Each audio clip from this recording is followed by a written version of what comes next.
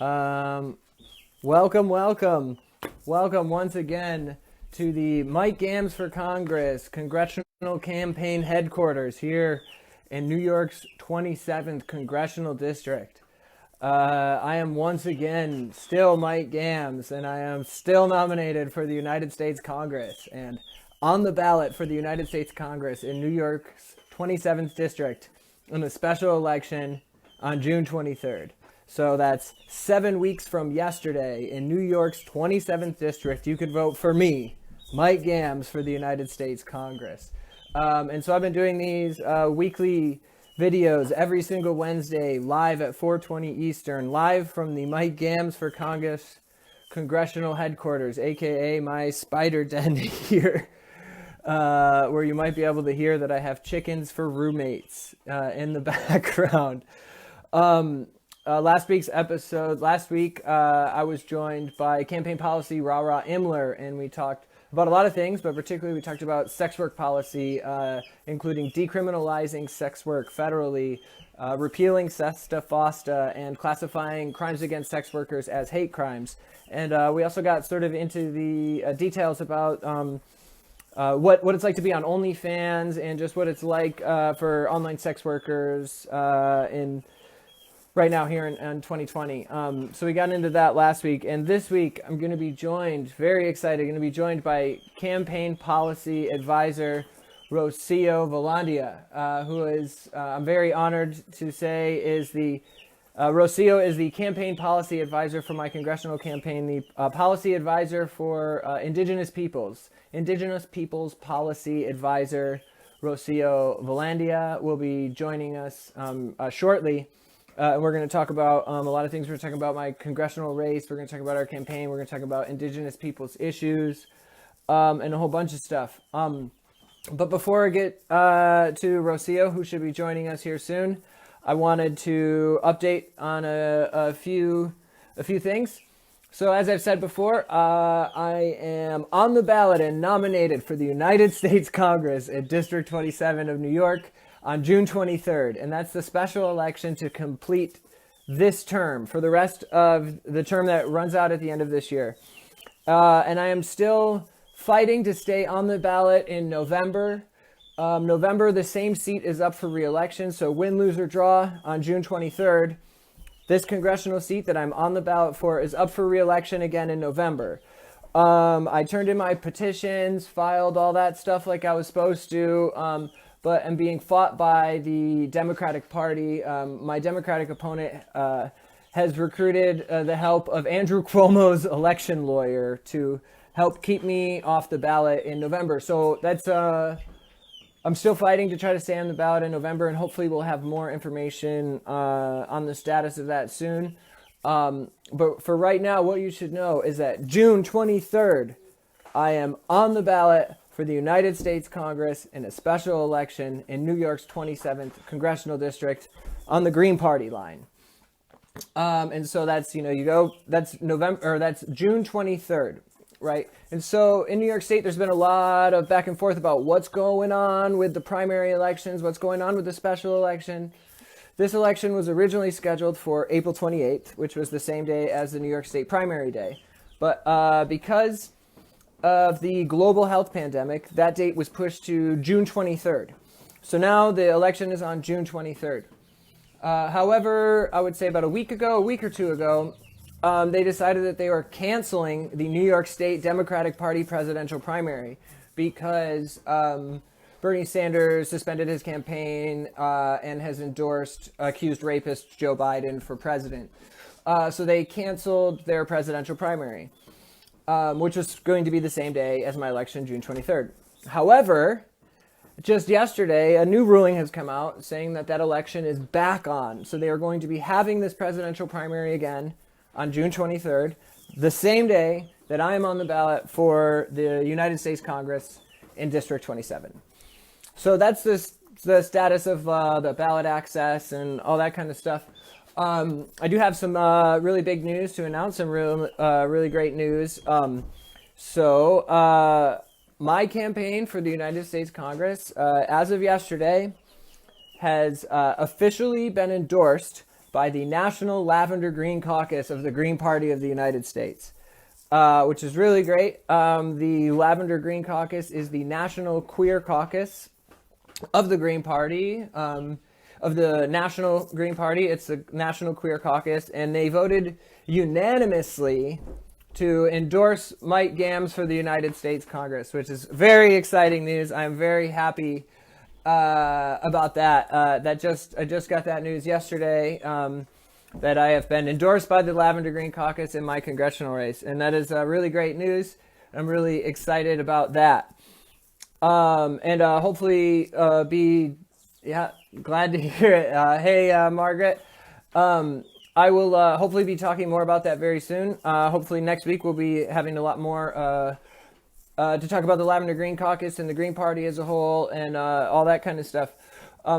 This week we are going to be being joined by Policy Advisor Rocio Velandia.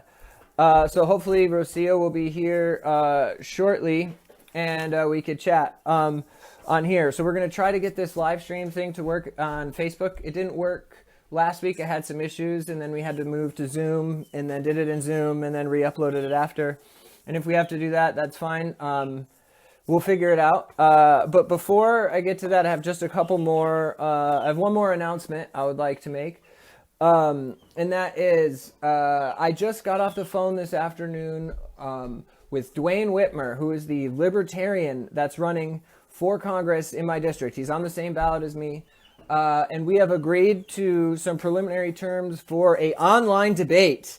So big news is that despite being blocked by all the TV stations and the Democratic Party and the Republican Party, we are going to have a third-party debate in New York 27th Congressional District. So me, the Green Party candidate, will be debating Dwayne Whitmer, the Libertarian Party candidate, digitally. We're still working out the details, but that'll be coming up here soon. And that's the last announcement I wanted to make. So I want to try to bring on Rocio here so that we could talk about Indigenous Peoples Policy. So bear with me a second. I'm going to try to see if it's going to let me. All right. Well, welcome. I guess we figured out the technical issue.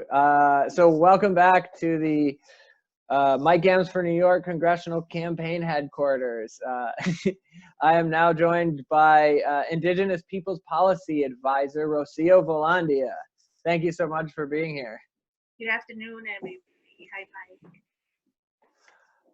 Mike. So I'm really excited to talk with you today, and I'm really honored that you would be the Indigenous Peoples Policy Advisor for my congressional campaign.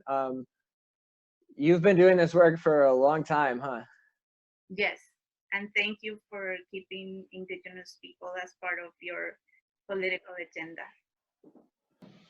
I just wanted to talk a little bit about like your history of activism, and like that you've been doing, you've been fighting for the rights of the planet and Indigenous people for a long time on a local, national, international level. Yes, since 1989 in New York. I see.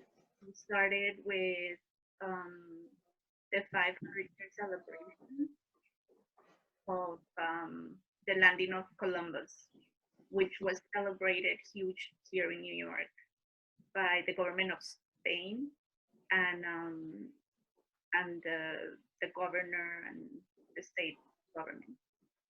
I see. And you're talking about like Columbus Day in 1992, right? The 500-year anniversary of 1492.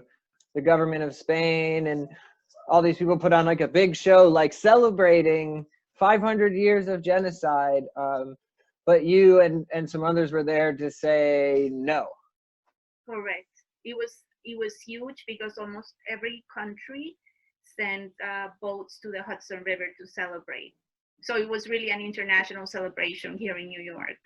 And we were one of the few organizations that stood up against celebrating. So yeah. That's pretty cool. And that was, yeah, and that was in 1992, because it's, I think it was you that said, it's like, we were here in 1492 and we're still here now. Like, hello. It felt like it was back in 1492. The king, actually, the king of Spain, was like, what are you doing here protesting the past? That was in 1492. And then I was like, what are you doing here? Right? Because if we Right. the indigenous point of view, and he said there was no reason for that because that happened so long ago, then how does the world get to celebrate it, but we do not get to give our indigenous vision? Right. Oh, it's so long ago, you should just forget about it. Meanwhile, we get to celebrate it. We haven't forgotten about it. We just forgot about the truth of it. We just want to, yeah. We being them, you know. Can overcome any obstacles, and that is proof of it, that after 500 years our people still stood up and still spoke the truth. So right now, with everything that we're seeing with this pandemic, we can still hope that things will get better and that we will remain after all this is gone. Absolutely. I wanted to talk to you specifically about this pandemic and the impact that it's had on Indigenous people and Indigenous communities. Well, Mike, as you know, New York is the front line of the pandemic. Last time I checked, it was 19,000 people dead here in New York. And it's not just 19,000 people, but it's many that are indigenous people labeled as Latinos or Hispanic. Mm. The concentration of indigenous people in New York is the largest in the country. This is something that is not well known, but we have the largest concentration of indigenous people in the country. And I would wonder if it's even not the world, because we are so dense.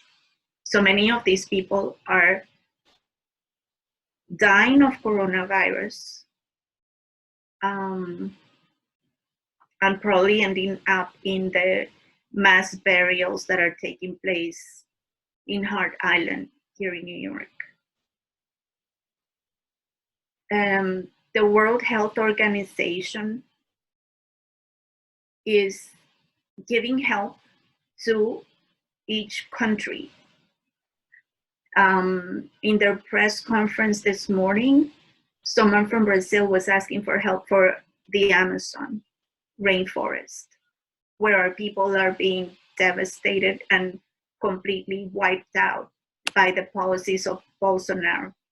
And the response by the World Health Organization was, we will give help to the Amazon and to the indigenous people in every country through their government. We know in places like Ethiopia, we know Sudan, the people of Palestine, their governments are not going to forward the helps to the indigenous people. My question remains. Indigenous people of Mother Earth, we are over 370 million. Where is our representation? Where are our leaders? Who is talking for our lives to the World Health Organization? Because if it is the governments, we will receive no help. And this is nothing more than the genocide and the continuous and systematic killing of our people.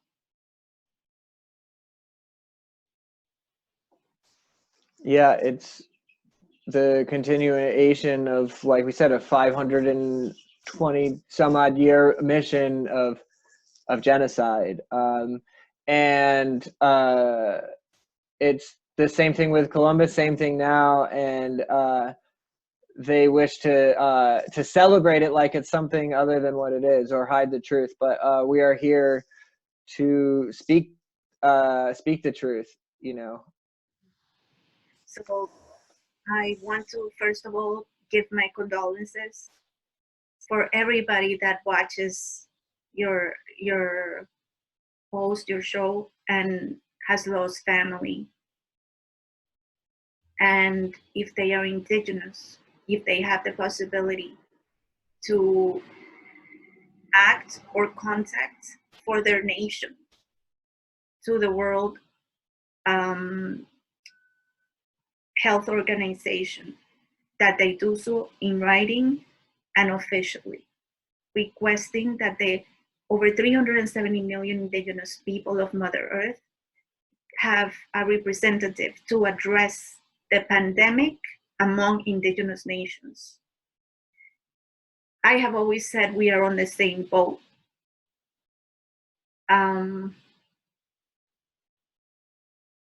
The pandemic is global, but yet we see it addressed in a local or regional level and country by country. And so we see it end in China and begin in Italy and continue to Spain and come to New York. If this is not addressed globally, it will not stop. It's just jumping from country to country. I am not a scientist, but I know this. It's logical. So if this is not addressed, it's a plan. It's a plan to exterminate certain people. And those people happen to be, on the majority, Black people and Indigenous people.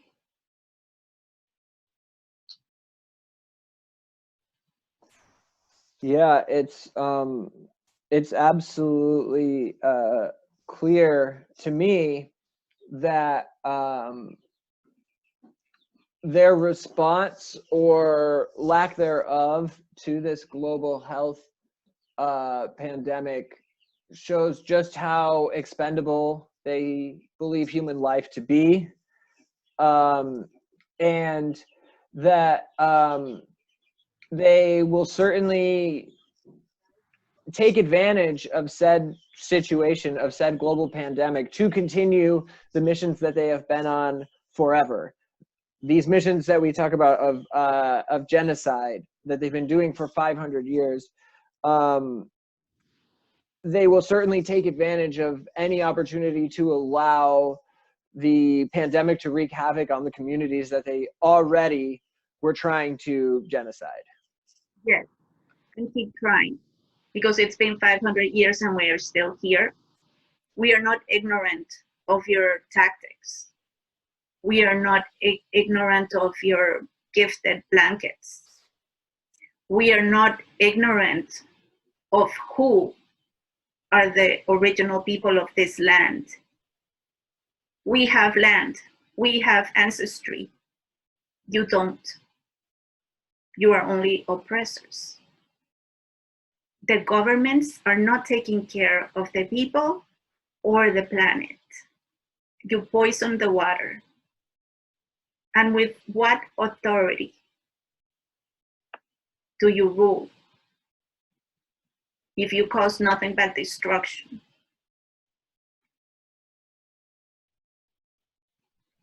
Yeah, we talked about this before. We said this exact line several times, both you and I, but it's very clear that corporations, with the help of government, are destroying the planet and everyone on it for profit. And that hasn't changed with the global health pandemic. It's only accelerated.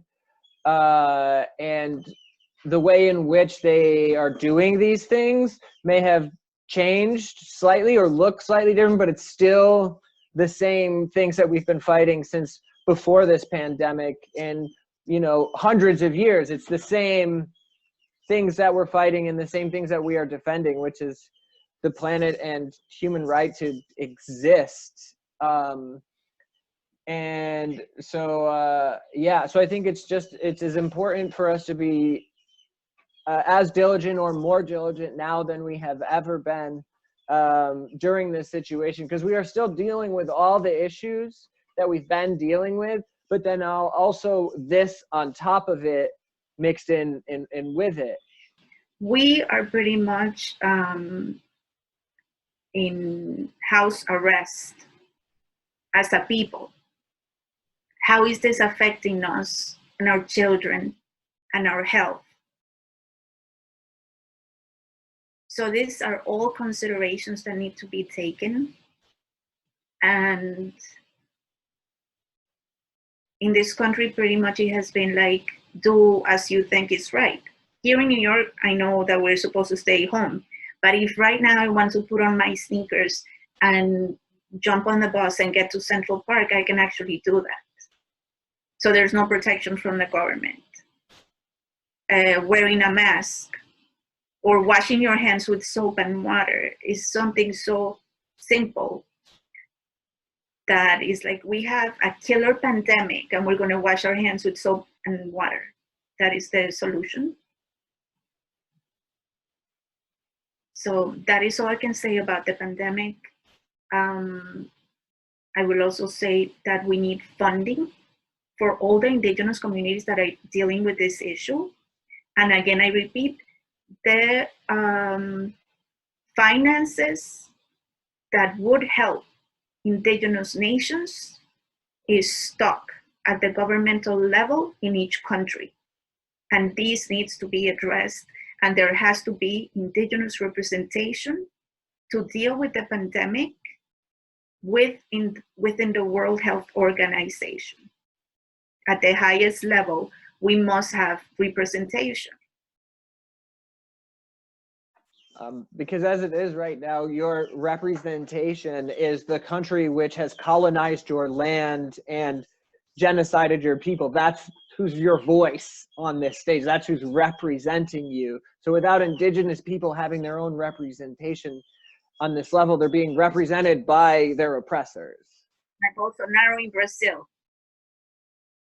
Amazonia is being represented by Bolsonaro in Brazil during this pandemic. And the government of Ecuador, we saw what happened in Ecuador. It was massive, massive death among the people with little or no help from the government. The World Health Organization is also working on a declaration to deal with this global emergency for humanity.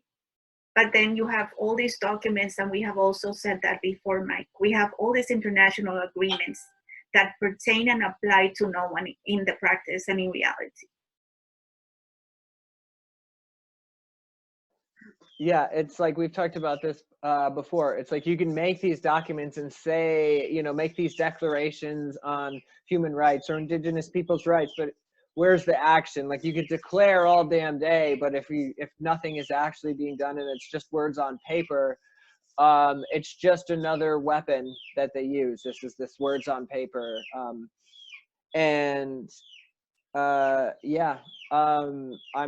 I couldn't agree with what you have to say more, and I'm very grateful to have to be working with you, and that you would be the Indigenous Peoples Policy Advisor for my congressional campaign, because I know how you feel about politicians and electoral politics, and so I'm just honored and grateful that you believe in me enough to work with me on this. I do, Mike. I know we just celebrated the day of free press, of journalism. And it's like journalism doesn't really exist anymore because everything is so controlled by the government. When you stand up as you do and you tell it like it is, you're risking your life. It was never this way before. I didn't feel that. At least I didn't feel that way before. But now more than ever, everything is very controlled, and to inform people can be criminalized, just like protesting now is criminalized. So thank you for including the indigenous people's issues in your campaign. As I said before, New York is the most populated indigenous city and state. We have the Mohawks, We have Onondaga, we have Indigenous people in District 27, and voting for you is supporting someone that has stood up and protected nature and Indigenous people time and time and time again. Oh, well, thank you so very much for the kind words of support. And we are in this together, and I'm honored and humbled to be able to help in whatever little ways that I can, to help try to platform the concerns of Indigenous peoples through you being involved with this excursion here. And so, yeah, I'm just super grateful and looking forward to seeing what we are able to do together with this. So I guess my question would be is like, what do you hope, like, what's a hope that you hope that I could do? Like, what's something that you would like to see come from this, that you know, something, a goal that I could we could work towards? Well, one of the major issues for me in every level, and then again coming from the United Nations and even at the local level, is representation for Indigenous people, which is non-existent. It is just non-existent, which is why nothing advances in regards to our issues. The most progress that we see is finances, maybe, and even those are not used in a good way. So I think that having representation is basic for every issue that we have. It's basic for our very survival. So I'm hoping that somehow this can be supported and strengthened through your campaign. And also, I had mentioned again on the issue of the pandemic how Hart Island became a mass grave place for this pandemic, where the people are just piling up. The bodies are piling and piling up.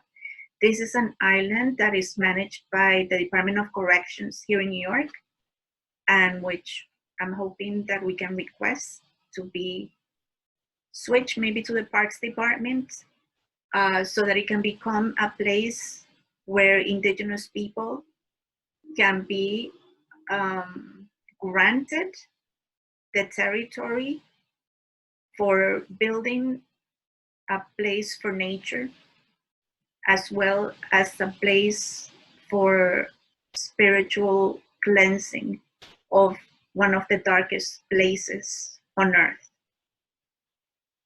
I believe this is something that could be done, and that it could be similar, if not better, than 9/11, because our people, of course, have the vision of healing and of nature. And this is a specific geographical place that can be granted, and maybe it can become a blueprint for what Indigenous people can do when given the opportunity, and forming some kind of partnership with the city and the Parks Department. This is also an international landmark, again, because so many Indigenous peoples and Black people are buried in that island.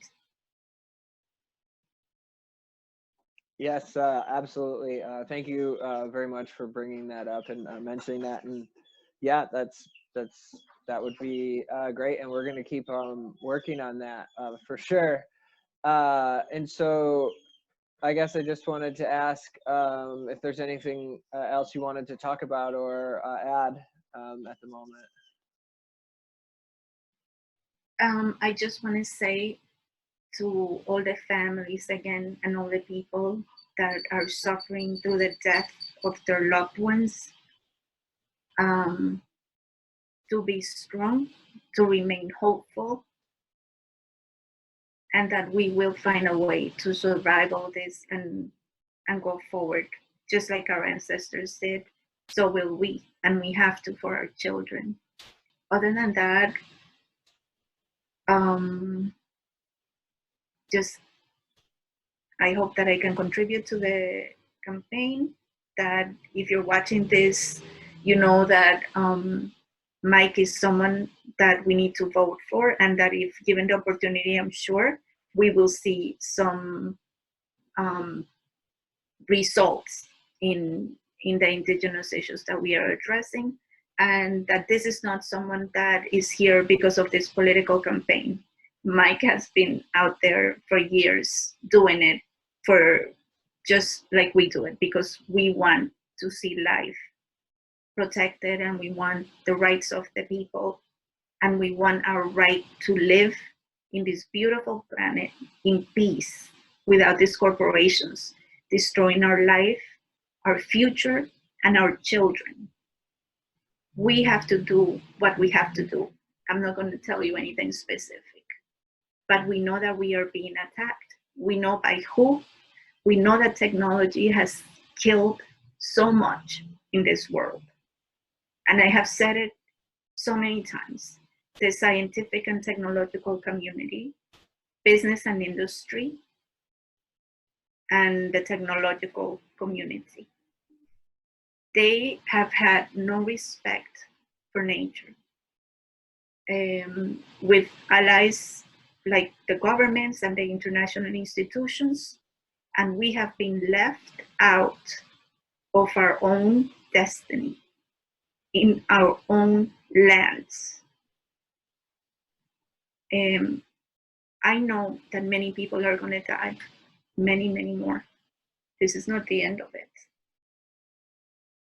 But I also know that we are going to remain, because we are fit. We are beyond fit to survive this. And we are one with nature.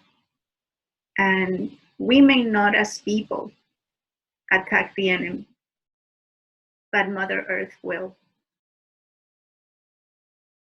Good luck with that. Well, I really thank you so much for being a part of this and for joining me here today. I just wanted to add to everyone out there watching that remind you once again that we are on the ballot on June 23rd in New York's 27th congressional district. You could vote for me for the United States Congress on June 23rd in New York's 27th district. If you want to know more about our Indigenous Peoples Policy or more about this campaign in general, you could go to gammsforny.org. That's GAMMS, the number 4, ny.org. And there's more in there on our Indigenous Peoples Policy and other issues and all kinds of fun stuff. And every single Wednesday at 4:20 Eastern, we'll be doing these live streams. Hopefully be joined by another guest next week, and we'll figure out this technical issue so it's not so wonky. But I appreciate y'all for staying tuned, and appreciate you, Rocio, very, very much for everything. So on that note, talk to you soon.